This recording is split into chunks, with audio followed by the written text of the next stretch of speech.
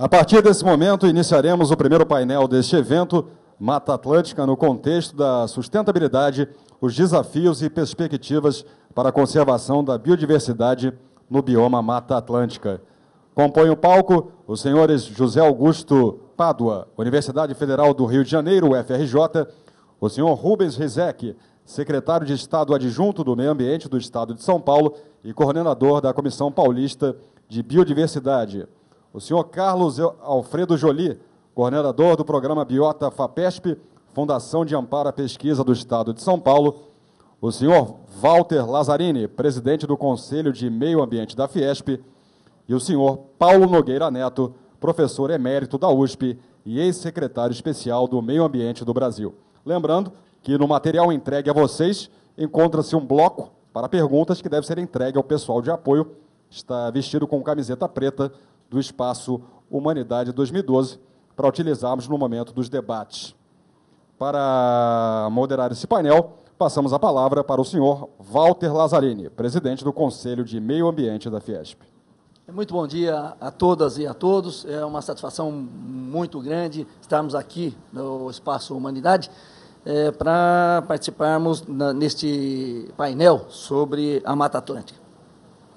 Inicialmente, eu queria dizer da minha satisfação, do meu prazer de coordenar um painel com ilustres profissionais que atuam há muito tempo nesta área e fazer uma referência específica ao Dr. Paulo Nogueira Neto. Toda vez que a gente está com o Dr. Paulo, a gente aprende muitas coisas. E hoje aprendemos mais uma muito importante. O Dr. Paulo insistiu em duas oportunidades, dizendo que ele não era político. Imaginem se fosse político. Ele, em pleno processo da ditadura, ele assessorava a oposição e a situação. Imagina se ele fosse político. Esse que é o exemplo de político que nós precisamos ter, que sabe unir as pessoas em benefício de uma causa. É uma satisfação muito grande, eu dizia, estar aqui presente, e a minha função é a de introduzir o tema da Mata Atlântica. Quando se fala em Mata Atlântica, quando se fala em floresta, nós lembramos da postura sempre muito contemplativa que tínhamos há décadas atrás sobre as florestas. Hoje a nossa visão é uma visão muito objetiva sobre os produtos, os bens e os serviços ambientais que a floresta presta. Dentre esses serviços ambientais, um deles muito importante, evidentemente, é a preservação da biodiversidade. Outro, que é absolutamente relevante, é a geração, a produção de água de qualidade. A ministra Marina Silva esteve aqui há 2 dias atrás e nos trouxe uma informação extremamente importante, qual seja a de que a floresta amazônica ela produz cerca de 20 bilhões de toneladas de água por dia. Seguramente, este é um aspecto extremamente relevante do serviço ambiental que a floresta amazônica presta, mas todas as florestas também prestam outros serviços, como o sequestro de carbono, como a proteção contra a erosão e a conservação do solo. E é importante a gente ressaltar que 90% de toda a biodiversidade terrestre está nas florestas. E importante também é saber que as florestas, por conterem essa biodiversidade, ela tem um papel extremamente relevante, pois que de 10 a 50 milhões de espécies animais e vegetais que devem existir no planeta Terra, apenas 1,5 milhão delas é que estão devidamente catalogadas. Nós estamos perdendo uma oportunidade no momento em que provocamos a degradação das nossas florestas, pois que estamos perdendo a chance de usar esses serviços ambientais que gratuitamente as florestas nos oferecem. E quando se fala em biodiversidade, o nome do país, o nosso Brasil, ele tem uma relevância muito grande, porque o Brasil está entre as chamadas 15 nações megadiversas, ou seja, as nações que têm a maior biodiversidade do planeta, tanto em termos animais quanto vegetais. Estima-se que 20% da biodiversidade do planeta esteja no Brasil. E como é que o Brasil, ao longo desses anos todos, tem feito para preservar a biodiversidade? E aqui é importante que se diga que, com orgulho, que o Brasil, diferentemente daquilo que a gente muitas vezes tem visto, de críticas dos países do exterior, é que o Brasil tem podido preservar sua biodiversidade. Nós que muitas vezes criticamos que as unidades de conservação muitas vezes não têm recursos suficientes, não têm gente, não têm recursos materiais, não têm recursos financeiros, e que ocorrem alguns problemas nessas unidades de conservação. Por outro lado, talvez poucos países do mundo têm uma quantidade de unidades de conservação e de uma extensão territorial tão grande quanto a do Brasil. As unidades de conservação de proteção integral no Brasil, são mais de 500, elas ocupam cerca de 50 milhões de hectares de terra. As unidades de conservação de uso sustentável, outros 110 milhões de hectares de terra. Portanto, nós estamos falando alguma coisa em unidades de conservação da ordem de 160 milhões de hectares, ou quase 20% da superfície terrestre do Brasil. Ora, que país tem, seja em termos absolutos ou em proporcionais, em termos percentuais, uma quantidade tão grande de unidades de conservação e de áreas preservadas? E aí, é importante também ressaltar que, apesar de ocorrer ainda o desmatamento no Brasil, no mundo todo, hoje são desmatados 13 milhões de hectares de terras, de florestas por ano. Não é por outra razão que ainda ontem, no Rio Centro, na conferência oficial sobre o desenvolvimento sustentável, no capítulo específico de florestas, das 10 recomendações que se apresentavam naquele momento, a primeira delas era da necessidade de se ter 150 milhões de hectares de florestas preservadas e recuperadas, restauradas. Essa é a primeira das recomendações, das 10 recomendações que estavam sendo discutidas ontem no Rio Centro. Quando se fala em 13 milhões de hectares de desmatamento de florestas tropicais por ano, se tem a ideia do tamanho de um país do tamanho da Nicarágua. Desmata-se no planeta uma Nicarágua por ano. Daí a necessidade de se ter os olhos voltados para a preservação da biodiversidade, o que temos feito, aqui no Brasil, através das unidades de conservação. Ainda assim, no Brasil, segundo Russell Mittermeier, da Conservation International, existem 2 hotspots. Hotspots são aquelas áreas que têm pelo menos 1.500 espécies endêmicas e que perdeu cerca de 3/4 partes de sua vegetação. Uma delas, o primeiro é o Cerrado e o segundo é a Mata Atlântica. E a Mata Atlântica tem que ser preservada, e esse é o motivo do painel que nós temos aqui hoje a desenvolver, porque ela tem, por exemplo, para se ter uma ideia da dimensão e da riqueza de biodiversidade dela, ela tem cerca de 20 mil espécies de plantas. Um dado importante que eu obtive, até para trazer aqui, para brindá-los com uma informação, é de que em 1 hectare de floresta da Mata Atlântica tem mais animais e vegetais do que em toda a Alemanha. E a Mata Atlântica, que todos nós conhecemos, que ocupa desde o estado do Rio Grande do Norte até o Rio Grande do Sul, foi o bioma que permitiu, através do seu solo, dos nutrientes da água, o desenvolvimento do ciclo do pau-brasil, da cana-de-açúcar e do café. É aí que vivem hoje 70% da população brasileira. E é aí que são gerados 80% do produto interno bruto nacional. Portanto, é absolutamente fundamental que se tenha a preservação que temos feito. E hoje, para muita satisfação nossa, que militamos na área ambiental há algumas décadas, ver que há um ponto de inflexão. Isto é, nós estamos mudando o processo do contínuo desmatamento que ocorreu durante séculos, conseguindo aumentar a quantidade, a área abrangida pela Mata Atlântica.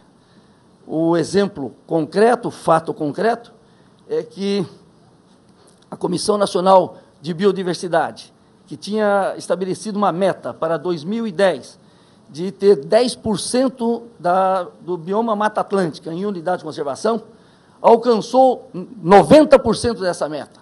Portanto, nós mudamos a curva, que era uma curva de constante desmatamento, de degradação das nossas florestas, através das políticas que têm sido adotadas, com todas as críticas que a gente eventualmente ainda possa fazer, para atingir hoje, felizmente, uma recuperação da Mata Atlântica. Então, é para introduzir esse tema que eu tive a oportunidade de fazer essa breve manifestação, para que a gente possa agora ouvir os especialistas que estão aqui presentes. Quero dizer da minha satisfação, da honra mesmo, de poder estar aqui presente, tendo a presença de um número muito grande de pessoas. Ainda citávamos que, quando estávamos lá na Fiesp discutindo a organização desse espaço, imaginávamos que teríamos cerca de 5.000 pessoas por dia. Nos primeiros dias tivemos 11.000 pessoas, 16.000, 27.000, 40.000 e ontem 60.000 pessoas. O motivo maior da nossa satisfação é a presença de vocês.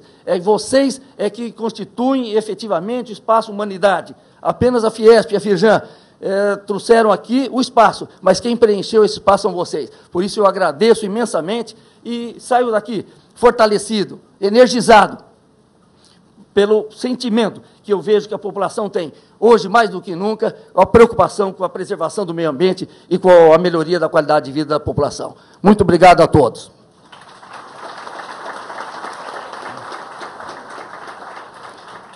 Na sequência, eu queria dizer que a organização estabeleceu aqui que a gente teria primeiro os meus 10 minutos, e depois teríamos aqui 20 minutos de cada um dos palestrantes.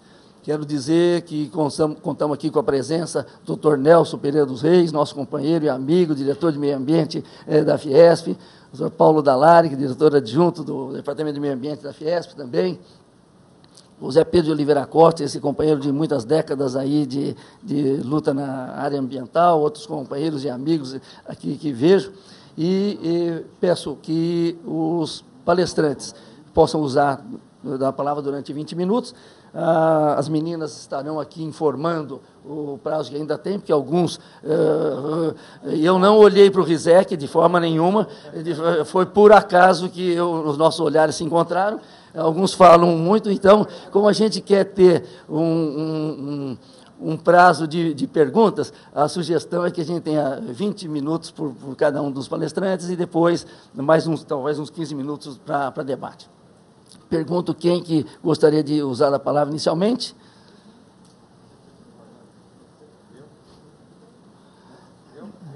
Você? Então, eu queria convidar o Carlos Joly.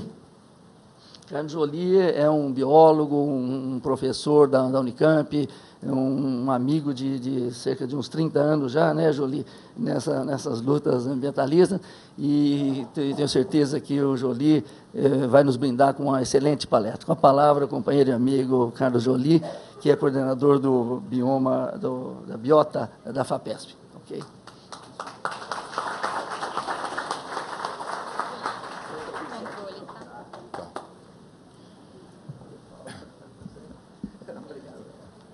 Bom dia a todos. Obrigado, Lazzarini, pelas palavras.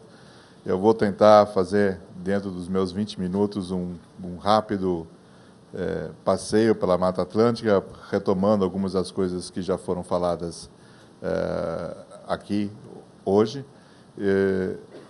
mas para a gente organizar um pouco o pensamento. Acho que uma das coisas que é fundamental é, quando a gente pensa em termos de biodiversidade, o Brasil vai aparecer no topo da lista. Logo atrás está a Indonésia, que é um país formado por quase 8 mil ilhas, mas seja em termos de vertebrados, qualquer um dos grupos de vertebrados, ou em termos de plantas, o Brasil vai estar no topo da lista.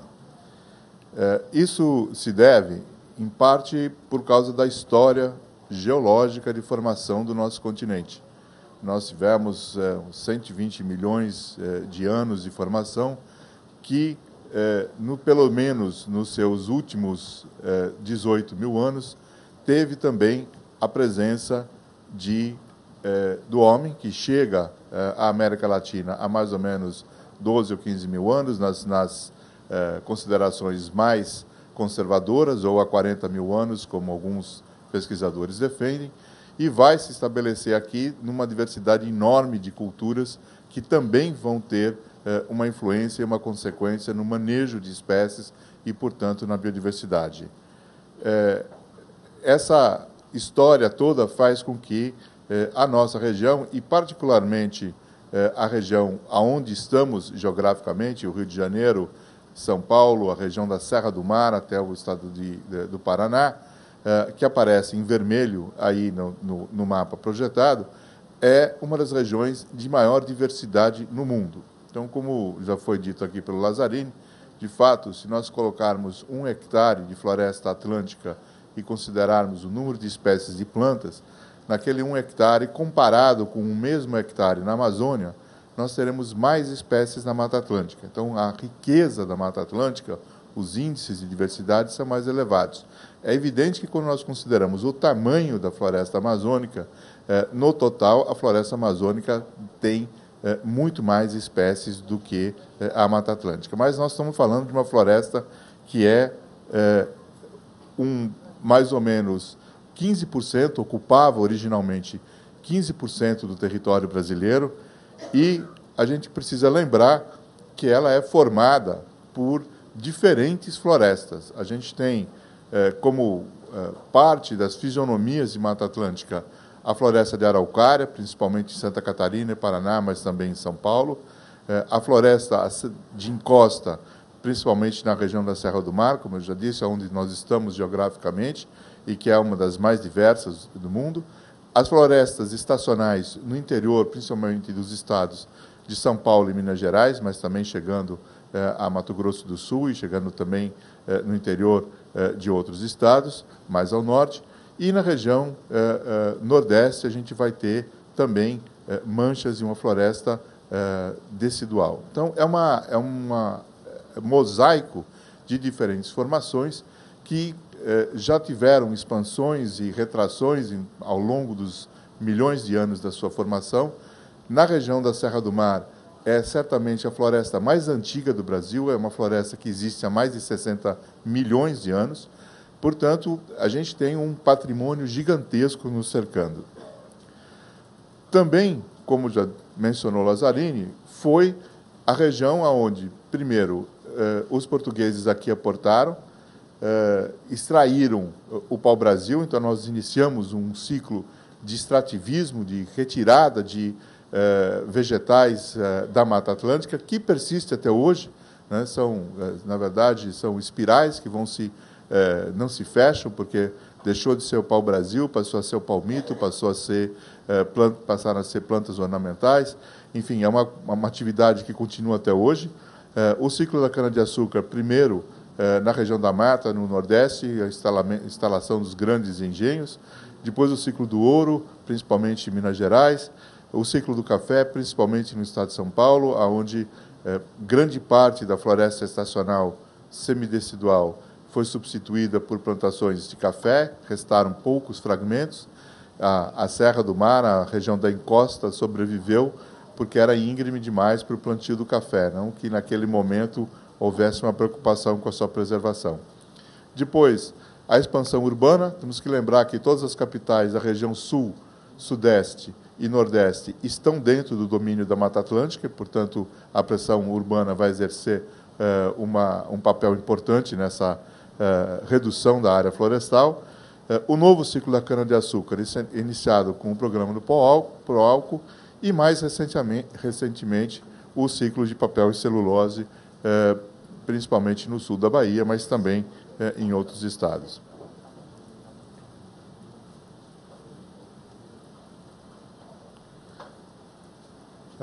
Nossa, isso era para ter saído, era para mostrar as fisionomias, eu tinha juntado tudo, mas é só para a gente vendo cada uma das florestas que compõem a Mata Atlântica.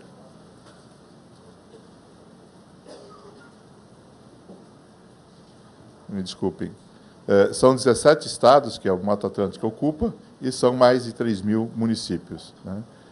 E a gente tem que lembrar ainda que nessa área vivem 125 milhões de brasileiros. Ou seja,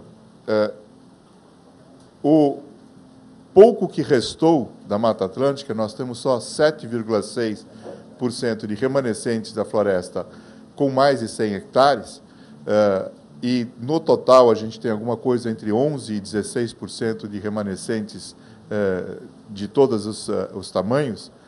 Esses 7,5% são responsáveis, por exemplo, pela produção de água dos 125 milhões de brasileiros que moram aqui. Então, apesar de reduzida, essa floresta ainda presta serviços inestimáveis a nós todos. Ela está muito fragmentada, aqui a gente vê uma fragmentação no Nordeste e também aqui no Sudeste, e os contínuos maiores a gente vai ter, como eu disse, na região serrana, que era íngreme demais em termos de ocupação, e uma parte considerável dessa área remanescente hoje já está protegida dentro de unidades de conservação.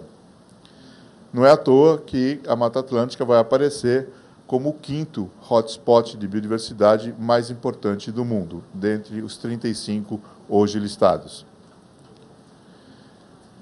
Em 1999, a FAPESP iniciou um grande programa para estudar a biodiversidade do Estado de São Paulo, conhecer, caracterizar essa biodiversidade, auxiliar o aperfeiçoamento de políticas de conservação e de uso sustentável dessa biodiversidade e, mais recentemente, focado também na restauração da biodiversidade. A FAPESP investiu um volume considerável de dinheiro ao longo desses 12 anos, são 122 milhões de reais que foram investidos no programa, um programa que formou mais ou menos 200 mestres e 215 doutores ao longo desses 12 anos. Portanto, formou quase um exército de pessoas trabalhando em biodiversidade, caracterização, conservação e uso sustentável da biodiversidade.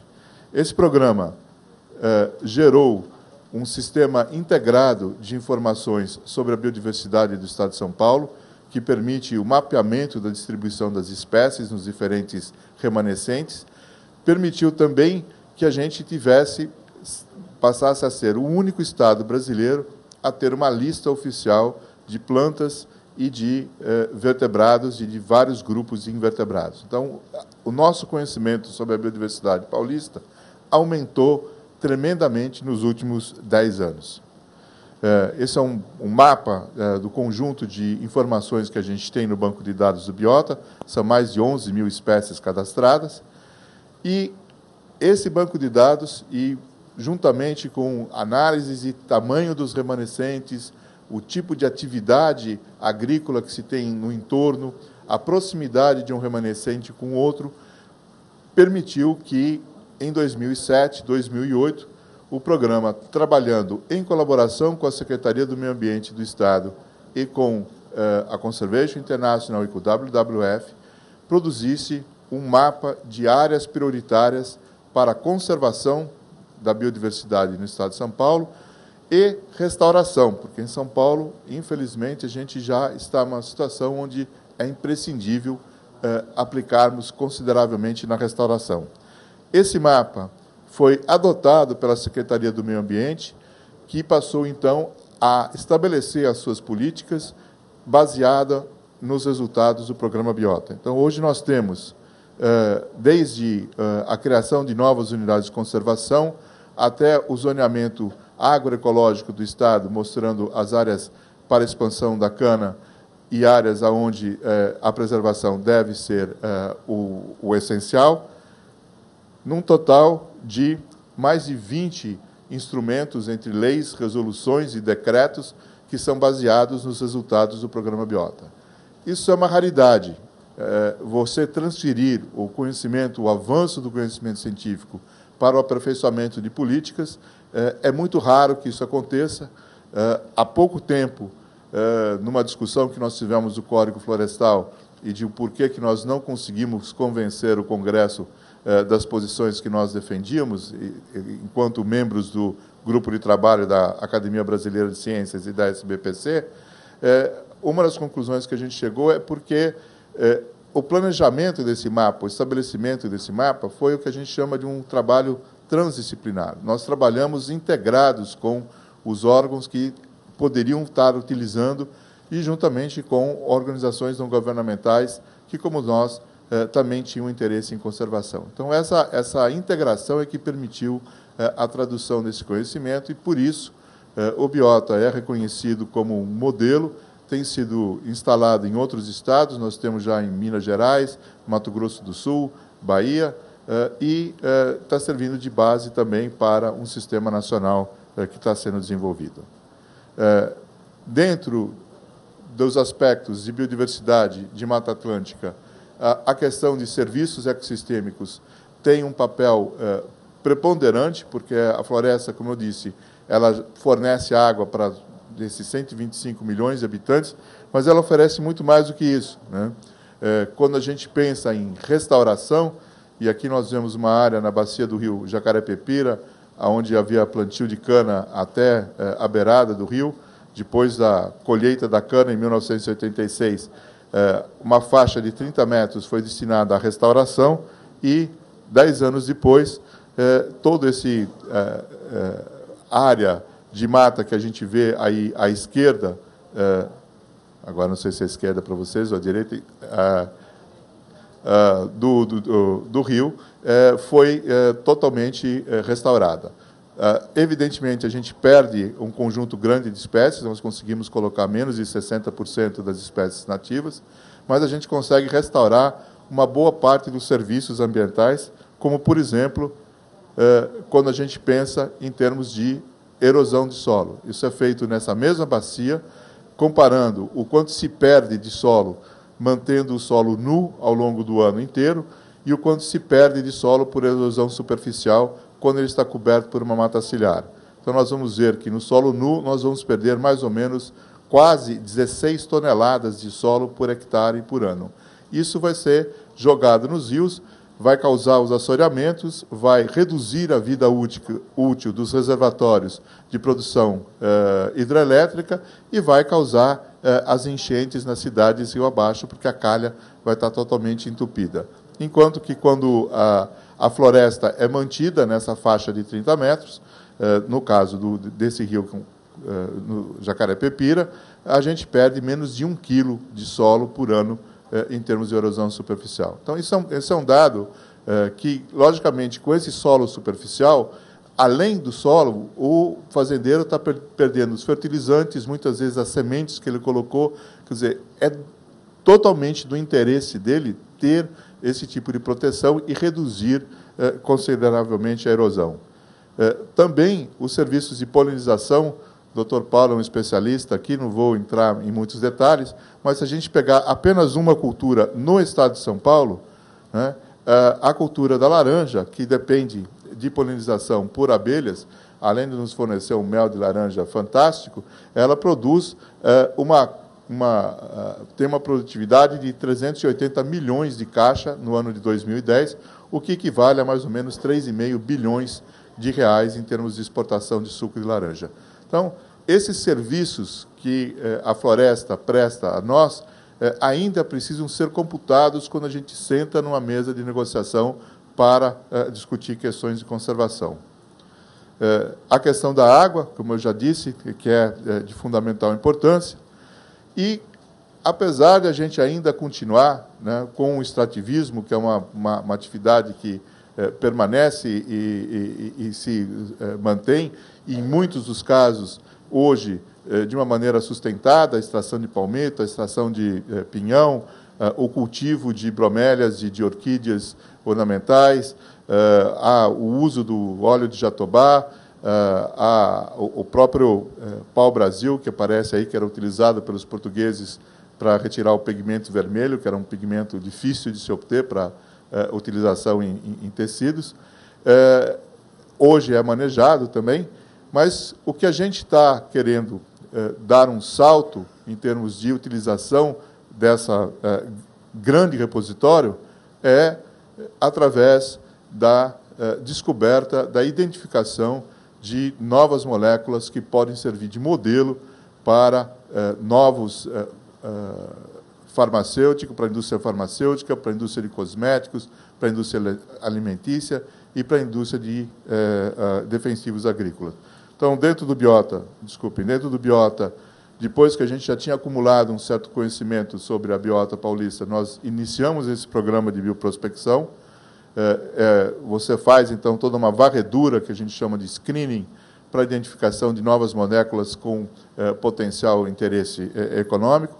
Isso hoje, graças ao desenvolvimento técnico, pode ser feito em larga escala, com um número muito grande de espécies. A gente consegue analisar mais de 600 espécies por dia, então isso multiplicou muito a nossa capacidade.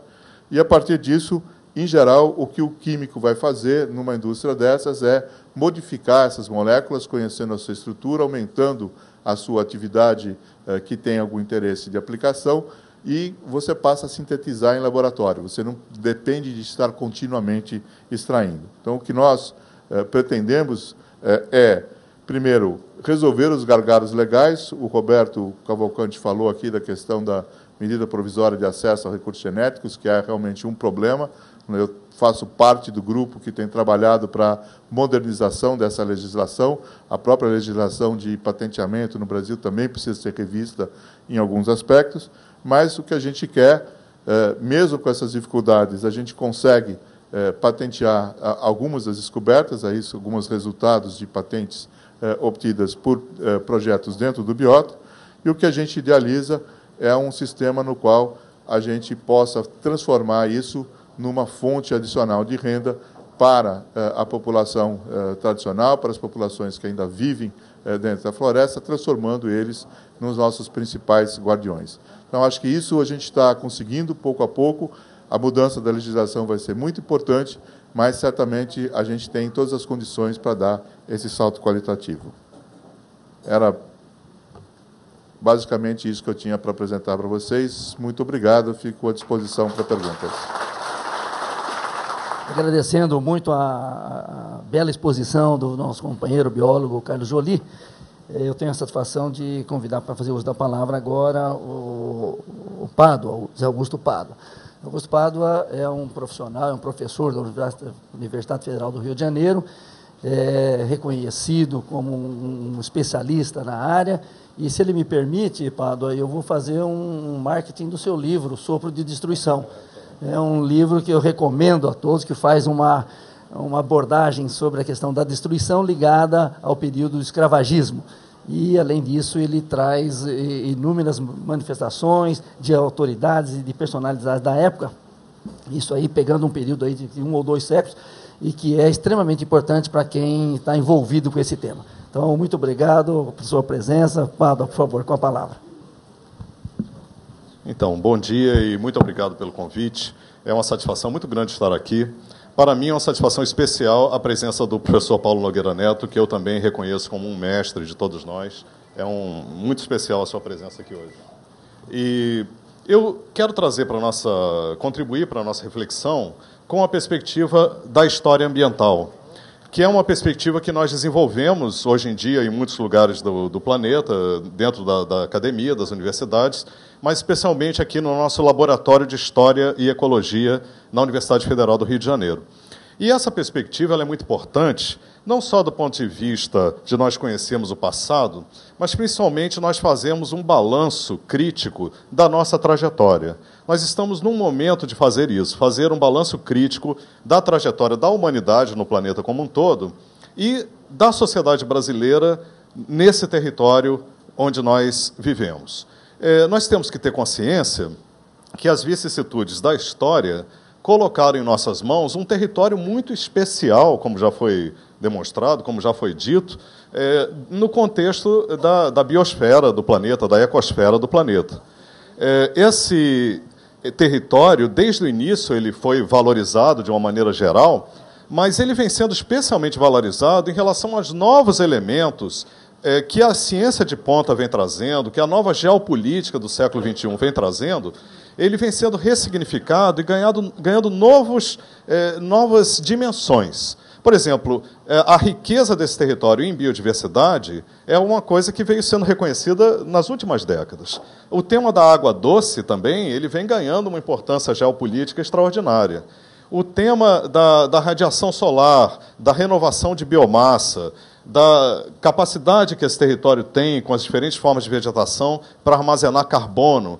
Então, esse território vem ganhando uma dimensão extraordinária aos olhos do mundo. Eu participo de debates em vários países a respeito, por exemplo, dos BRICS, né, dos chamados países emergentes, e quando se fala da China, da Índia, salta aos olhos a enorme população. Isso traz benefícios econômicos, digamos, no curto prazo, de crescimento econômico.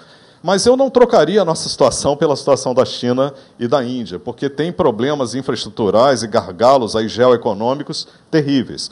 No Brasil, salta aos olhos, na Rússia também, a dimensão do território. O mundo olha o território brasileiro. Sendo que, no caso do Brasil, é um território menor que o da Rússia, mas quase todo na região tropical. Então, ele tem essa dimensão também da riqueza da biodiversidade tropical. E é muito importante nós entendermos... Quem está passando os slides? Eu mesmo aqui? Então, tá bom. É muito importante nós pensarmos o Brasil na sua diversidade de biomas.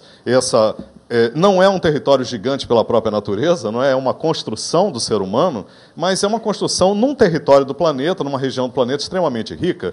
E tem dois elementos, indo, ao meu ver, diretamente ao ponto, da nossa formação, que são muito problemáticos do ponto de vista da transição para a sustentabilidade. Existem duas características muito fortes na formação do nosso país que nós temos que avaliar.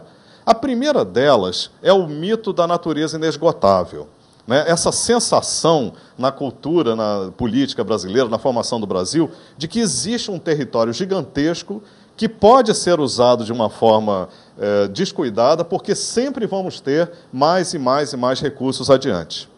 E o segundo elemento é uma certa herança da nossa história de desprezo pela vegetação nativa. Desprezo pela vegetação nativa. Existe um documento muito interessante, no século XVIII, um jesuíta que fez também um primeiro balanço da economia brasileira, e ele transmitiu essas duas coisas, duas dimensões em duas partes do seu livro. É um jesuíta chamado Antonil, e o livro chamado Cultura e Opulência do Brasil por Suas Drogas e Minas. Então, ele disse assim, ele reconheceu, em 1711, no início mesmo da formação do território brasileiro, ele reconheceu que as fornalhas dos engenhos eram bocas verdadeiramente tragadoras de matos. Ele falou assim. Mas, na sequência, o que ele disse? Mas só o Brasil, com a quantidade de matos que tem, fartou no passado e fartará no futuro a quantas fornalhas existem. Né? Eu não sei, trabalhando no campo, nós todos já tivemos essa experiência de ouvir a expressão muito mato, especialmente na Amazônia. Né? Muito mato, aqui tem muito mato, não sei que vocês estão preocupados. Né? Agora, o estudo da história ambiental mostra que isso é uma ilusão, isso é um mito, porque hoje em dia, quando, por exemplo, na Amazônia me dizem que tem muito mato, eu respondo, a Mata Atlântica também tinha muito mato. Né? E nós vimos aqui com a apresentação do professor Joly uma redução impressionante, mais de 100 milhões de hectares de florestas, com toda a sua riqueza de biodiversidade, destruídas em 500 anos. E o outro elemento, eu acho muito importante nós fazermos uma reflexão para mudarmos a perspectiva, que o próprio Antonil diz assim, encontrada a terra para plantar a cana, ele disse assim, se roça, se queima, se limpa, tirando tudo que sirva de embaraço. Né? É um pouco na nossa formação, a gente precisa entender a formação do Brasil. O passado está muito presente, mas o passado não nos escraviza. Nós temos que entender o passado para transformar. Nós estamos no momento de transformar nosso país. Então, a herança da monocultura, a mente monocultural, ela é muito pesada. E ela vai contra essa ideia da diversidade da vegetação nativa. Então, vocês veem, o que hoje a gente valoriza como a Mata Atlântica, que o Antonil estava vendo no Recôncavo da Bahia, para ele era um embaraço, era um trambolho que estava atrapalhando a cana. Né? E essa mentalidade, roça, queime, limpa, tira tudo isso da frente, né? Alguém pode dizer, mas isso é do século XVIII, hoje nós temos uma consciência ecológica. Mas são tantas manifestações. Há pouco tempo passava em Brasília um anúncio de televisão em que aparecia um fazendeiro com um filho e dizia assim, meu filho, quando eu cheguei aqui, não existia nada, e aparecia o Cerradão. E agora deixo para você tudo isso, e aparecia a monocultura da soja, né? Essa mudança de perspectiva, nós temos que entender por que isso. Não é por uma maldade dos brasileiros, é uma coisa da formação. O Brasil, desde muito cedo, Portugal foi capaz de negociar um território quase do tamanho que nós temos, mas a evolução foi lenta, a evolução da ocupação do território ela foi lenta. Nós chegamos em 1960, esse mapa é muito importante. Vocês veem que há poucos anos atrás, poucas décadas atrás, nós tínhamos a Mata Atlântica já bastante antropizada, mas o Cerrado estava praticamente intacto, e a Amazônia, a floresta amazônica, mexidos, né, mas ainda a cobertura basicamente intacta. De 1960 para cá, aconteceu isso, né? Um tremendo crescimento da economia e da sociedade brasileiras, um avanço muito forte na direção do Cerrado e a criação do chamado Arco do Desmatamento. Esse é o movimento que a sociedade brasileira, que a economia brasileira vem fazendo. Mas isso tudo ainda gera uma certa sensação de que nós temos terra para avançar. Né? Nós temos terra para avançar. Só que nós não podemos, isso é uma lição fundamental da história ambiental, repetir na Amazônia e no Cerrado o que aconteceu na Mata Atlântica. Isso é uma tragédia, nós temos que aprender as lições da Mata Atlântica para não repetir esses erros, né? Essa ideia de que a diversidade da vegetação nativa ela não vale nada, né? Ela é um nada. Isso é alguma coisa que nós precisamos superar, e a ciência traz novos instrumentos, como já foram ditos, no sentido de nós superarmos isso. Nós temos uma economia mais diversificada, nós temos uma economia rural mais rica num aproveitamento múltiplo e convivendo com essa biodiversidade da nossa natureza de uma maneira inteligente, de uma maneira também enriquecedora, e não de uma maneira, o que a gente chama mente monocultural. Tira tudo da frente porque só entra uma espécie de valor. Essa passagem é muito importante, e é importante nós vermos também o seguinte, até ao nível da humanidade no planeta, os últimos 50 anos foram o que nós chamamos, estudando o antropoceno, esse momento de mudança da presença humana no planeta, nós chamamos de a grande aceleração, de 1950 para cá, no planeta inteiro. Para vocês terem ideia, em 1950, existiam 3 bilhões de pessoas e 40 milhões de automóveis nesse planeta Terra, né? Nas sociedades humanas desse planeta Terra. Hoje existem cerca de 7 bilhões de pessoas e 1 bilhão de automóveis. Em 50 anos aumentou o número de automóveis de 40 milhões para 1 bilhão. Então, é uma mudança de escala da presença humana no planeta que traz a necessidade de fazer esse balanço crítico que eu mencionei. Há um movimento bem claro da economia brasileira na direção do Cerrado, na direção da Amazônia, mas nós aqui temos que pensar, no tempo que me resta... Quanto é o tempo que me resta para falar nisso? Tá. Pensar na Mata Atlântica. A Mata Atlântica, ela é muito importante nós estudarmos a história da Mata Atlântica. Ela se confunde com a formação do Brasil, não é? Com a identidade do Brasil. E ela tem lições extraordinárias que nós precisamos examinar. Como já foi dito, quando os europeus se deparam com esse oceano, né, de diferentes formas de tipos de floresta tropical, mas que a gente agrega hoje em dia no bioma, isso parecia aos olhos dos europeus, os colonizadores, um oceano sem limites. Não é? Alguma coisa que não precisava ser cuidado. Não fazia sentido plantar árvores quando você tinha uma quantidade tão absurda de florestas. E também há um estranhamento, porque nós fomos formados por colonizadores europeus, e depois aconteceram, claro, outras vertentes de migração, de população, mas esses europeus estavam se encontrando pela primeira vez com os trópicos. O que eles valorizavam como paisagem, eles falam, por exemplo, na documentação colonial da formação do Brasil, se fala muito em águas limpas, em ares puros, mas não se fala quase em florestas. É impressionante, eu procuro estudar isso com detalhes. Se fala pouquíssimo na floresta. Se fala, sim, em espécies valiosas da flora e da fauna.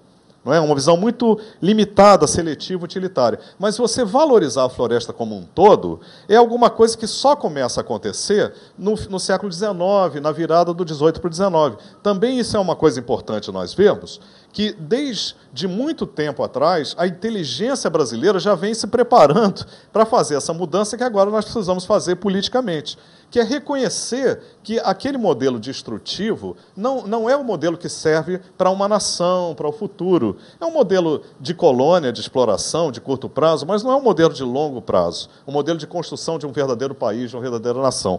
Então, em 1799, um antepassado nosso, cientista, mineralogista, José Vieira Couto, ele disse assim: já é tempo de se atentar nessas preciosas matas. Isso em 1799. E nós agora continuamos dizendo que já é tempo de atentar nessas preciosas matas, né? E ele disse assim, que o cultivador do Brasil, com o machado em uma mão e o tição em outra, ameaça de total incêndio e desolação.